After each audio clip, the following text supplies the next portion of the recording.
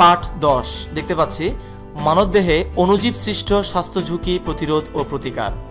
Virus, bacteria, ছত্রাক ও Entamoeba যেসব রোগ সৃষ্টি করে তার প্রতিরোধ ও প্রতিকার করতে হলে সম্মিলিতভাবে স্বাস্থ্য রক্ষার নিয়মগুলি যত্ন সহকারে পালন করতে হবে।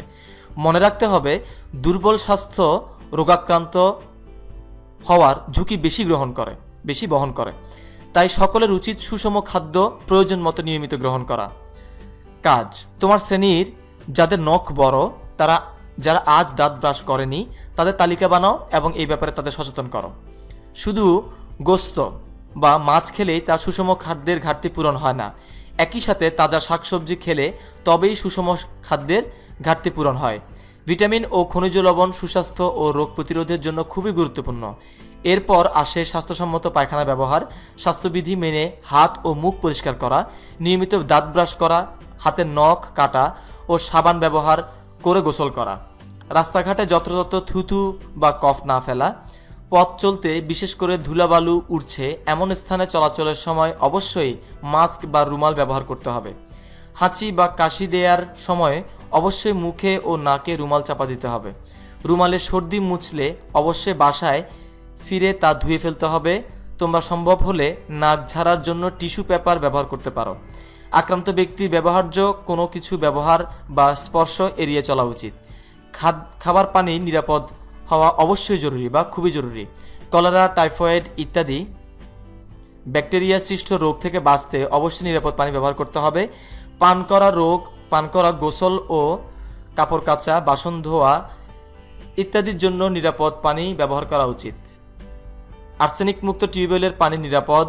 পুকুর ও নদীর পানির পরিষ্কার পানীয় ব্যবহারের পূর্বে ভালোভাবে ফুটিয়ে নিতে হবে। মানুষ ও পশু পাখি আক্রান্ত হলে তাদের চিকিৎসা করাতে হবে। তবে ভাইরাস যেমন বার্ড ফ্লু হলে পাখি মেরে মাটিতে পুঁতে রাখতে হয়। ম্যাড কাউ ও অ্যানথ্রাক্স রোগ আক্রান্ত গরু মহিষও মেরে ফেলা উচিত, কারণ এর চিকিৎসা চলাকালীন সময়ে অন্যান্য পশু আক্রান্ত হতে পারে। তোমাদের গ্রামে ঘুরে দেখো কোন বাড়িতে নিরাপদ পানির ব্যবস্থা রয়েছে, না থাকলে করণীয় সম্পর্কে আলোচনা করো। এলাকার সবাইকে স্বাস্থ্যসম্মতভাবে জীবনযাপনে উৎসাহিত করতে হবে। কিভাবে এসব জীবাণু মানবদেহে ঢুকে পড়ে এবং কি করলে এদের প্রতিরোধ করা যাবে সে সম্পর্কে নিজে ভালোভাবে জানতে হবে। বিদ্যালয়ে, মসজিদে, মন্দিরে, খেলার মাঠে, হাটে, বাজারে যেখানে লোক সমাগম বেশি সেখানেই এই বিষয়ে আলোচনা শুরু করা যায়। এ ব্যাপারে মানুষকে সজাগ করাটাই সর্বশ্রেষ্ঠ প্রতিরোধ। আক্রান্ত হলে অবশ্যই তাকে একজন ভালো চিকিৎসকের নিকট গিয়ে পরামর্শ নিতে হবে।